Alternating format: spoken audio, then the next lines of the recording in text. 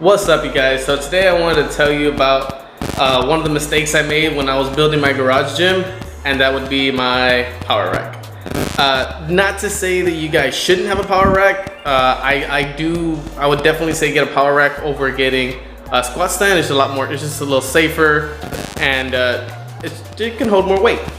Also, you can do multiple things off the rack if you ever wanted to, and that's actually what I do a lot of. I do a lot of multiple things off the rack. But a couple of things that I messed up on, which was the depth. I assumed that, oh yeah, I'm gonna get a bigger, a nicer rack, and I ended up getting the 43-inch deep. Did not end up needing that. I should have went with like a 36. I think the option is a 36 or a 32, something around there. I should have went with that option just because it frees up more space in the garage gym. This is my garage gym. I made a video on it before, but I've changed it up a lot, so I have to make a new one and kind of let you guys know what it's about. By the time you watch this, hopefully I'll have it out and I can just put in a link in the description. But it takes up about half of the garage, and I don't have really any space on this side to do anything. And that's kind of what sucks. So that'd be number one. Number two, I would change, which they don't actually, when you get the 36, they don't even offer this option. But I would definitely not have this pull-up bar all the way around. You see that right there? It starts right there, it comes back, and it goes like that, all the way around. Yeah, this pull-up bar right here would take that away, just because it limits overhead movements. So every time I want to do like an overhead press, I have to do it outside the rack. Doing it inside the rack is not, you know, necessary, but it's nice for when I have multiple people. I can have one bar hanging here, one bar hanging there, one person going up outside the rack, one person going up inside the rack, or at least have the both barbells on the rack, not at the exact same time, but I can have one person go and the other person go without having to swap out weights. So yeah, that's another mistake that I made. Also, mistake number two was I bought the storage racks, or the storage pins for all four corners of the weight of the racks to hold the weights, and it was a complete waste of money, time, space, because it actually made the power rack a lot wider than what it needed to be. I ended up taking up a whole bunch of space. Like I had to push it up away from the wall. I had to push it, so I had to push it away from that wall, and also to push it away from that wall back there, just to make everything fit, and that sucked. I didn't want to do that. So what I ended up doing was I ended up bolting it into the ground, which is what I should have done to begin with, because I paid a little over 60 bucks for the 4 pins, and it cost me like 12 to bolt it into the ground.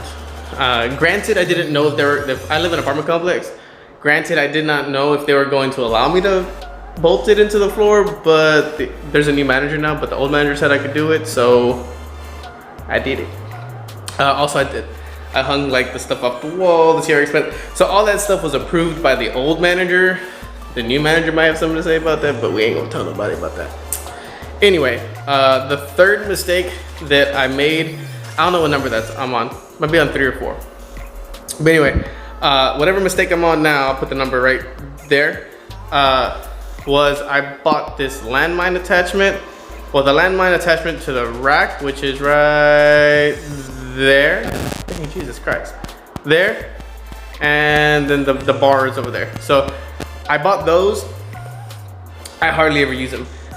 Very rarely do any of my clients ever use them. Also too, I've noticed it makes my space a lot more clumped. I don't like it, because in order for me to make it work, I pretty much have to run the bar along, like parallel to this bottom one right here, and then the handles end up coming out to about right here. So then your butt's touching the rack, and it's not a comfortable position. Normally you would put it on this first one, right? I'm sorry about the shaky camera, guys. I'm still trying to get used to it. You normally would put it there, and then it would shoot out this way. You know, it would come out this way, but the wall's right there, and then now you're like eating the wall, so that doesn't work either. So yeah, that was another mistake that I made. This is another mistake I made, because I'm glad I saw that, was these globes. I don't really ever use them. None of my clients do, at least. I use them every once in a while, but it kind of doesn't make any sense. I am glad I got this accessory hanger. Let me see if I can get a better shot. There we go. So I do like having this accessory hanger with the shackle, just because that's how I hang my boxing bag from there. So I can have somewhere to hang it, because I don't want to hang it from the ceiling and then have any. I don't know how this garage was built. I don't want to break nothing. So that's a few of the mistakes that I made when buying a power rack. The last mistake that I made is buying a 3x3 power rack. Guys, trust me, you do not need a 3x3 power rack. 2x3 rack will do you perfectly fine. You don't need anything else. They're a little bit smaller, they're cheaper, and if you bolt them into the floor, you put them together correctly, like, you will not have any issues out of them. But yeah, those are a few of the mistakes that I made with my power rack. Once again, if I would do it all over again, me personally, I would do the 3x3 rack, just because I'm a personal trainer and clients like to feel secure. They like to know that they're safe inside of a power rack, especially with weight on them. So there we go. That is what I would end up going with. I also go with 3x3. I would just make it shorter, not buy all the extra attachments that I don't really use. Like that dip attachment, it's on the floor right now, but it's there because I always put it there, hook it up, put it back, hook it up, put it back. I actually use that one a lot, so that was a good attachment for myself. But yeah, the landmine one, not a great attachment. The orbs, not a great attachment. The pull-up bar, not a great attachment. Or not attachment, but like feature, I guess you could say. It's not a great feature of the bar, of my other rack. And yeah. So if you guys liked the video, like, comment, subscribe. If you have any questions about racks, different brands, I've gone through a few brands. I've had Rogue racks. I have this Bolt rack. I've never really dealt with Titan, but you know, I know some people do have Titan. GetRx. I have this other guy in Houston who has a I want to say it's called Texas Strength. He actually makes custom power racks, which are phenomenally beautiful, welded, beautiful powder coat. A little more on the expensive side, but it's all handmade by a guy down in Texas. And well, I am in Texas, but wherever you guys are down in Texas, if you're in Houston, in Texas. Not in Houston. If you're in Texas, but the guy's based out of Houston, Texas, so that was a lot of Texas. Anyway, thank you guys. Like, comment, subscribe, share it.